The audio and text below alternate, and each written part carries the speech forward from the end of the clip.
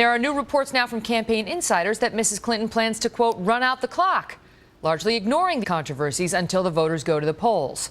But our next guest has other plans.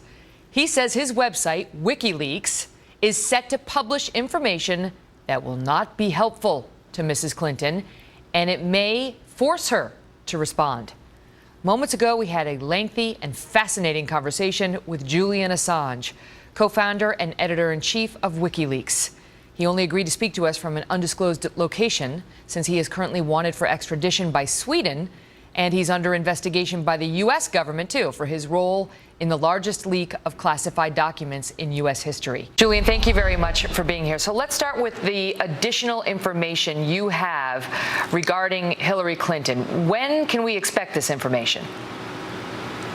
While we're working around the clock, we have received quite a lot of material, stimulated, of course, by the U.S. election process and by our major DNC revelation, which has now led to the resignation of 5 top officials in the DNC, including Debbie Wasserman-Schultz, the president, the last one late last week. So, you know, it's a complex business, what we do. We have to assess the veracity. We have a perfect 10-year record so far in never getting it wrong. We want to keep that reputation, understand how things should be formatted, what media we should be involved in, what is the best way to stage it out. Do we accumulate everything, assess it, publish it all in one batch, or do we do several batches? The approach that we've decided to take is that we do several batches.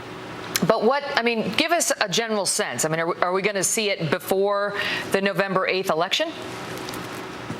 Yes, absolutely.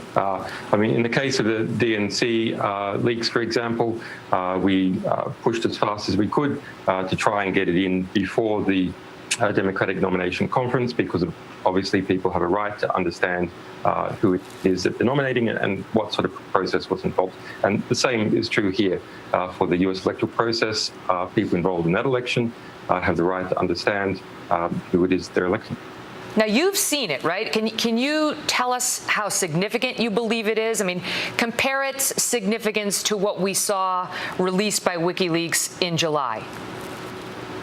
Well, I don't want to scoop ourselves.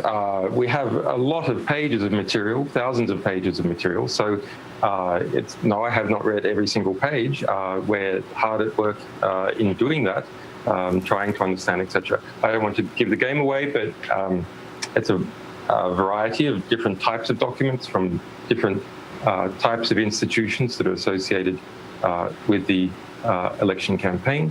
Some quite unexpected angles that are quite interesting, some even entertaining. Do you right now, according to the average of all polls, she's beating Donald Trump by 5.5 points nationwide. She's way ahead of him in most of the swing states, not all. Do you believe the information in your possession could be a game changer in the U.S. election? I think it's significant. It depends on how it catches fire in the public and in the media. I want to ask you, because there's a big AP report today saying WikiLeaks releases the private information of innocence. Well, it's a nonsense report. It's not by AP. It's not some big team at AP that put this together. It's by a single journalist, Raphael Setter, who has a conflict of interest. Have a look at him on Twitter. He's been campaigning against us ever since this DNC leak. I got to ask you about the U.S. election. As you point out, you're not an American citizen. You're an Australian. You're clearly not rooting for Hillary. But are you rooting for Trump?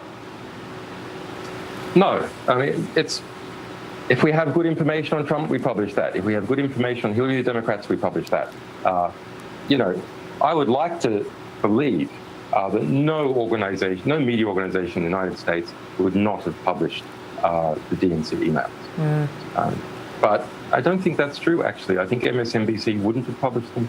I think the New York Times wouldn't have published most of them. And that's sad. There's incredible politicization in this election of the media.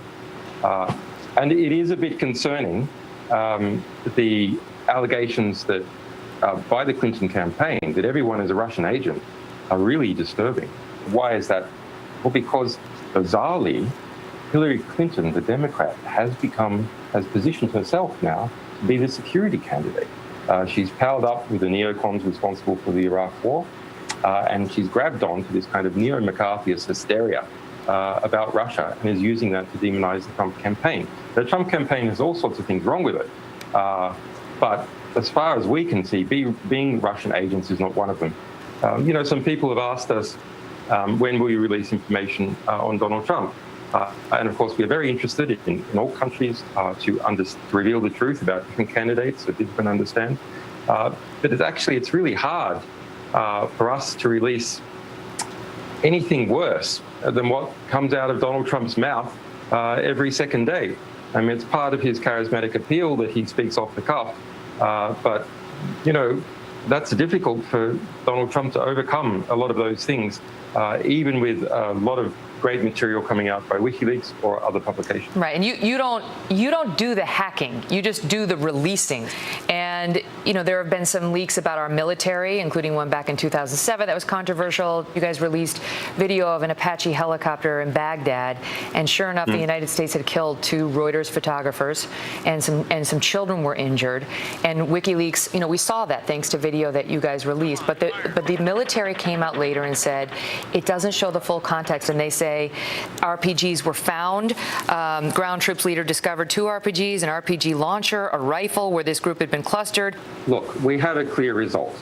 The US government had to admit in court, under oath, in 2013, that not a single person that it could find had been harmed as a result of our disclosures. Do you need to be more careful? What say you to the charge that these releases need to be screened better by WikiLeaks if you're going to do it at all? Well, let's back step.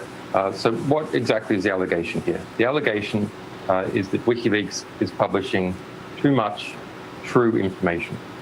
But private, private, confidential information. Half of that, we agree. We publish a lot of information, and it's had a perfect record so far.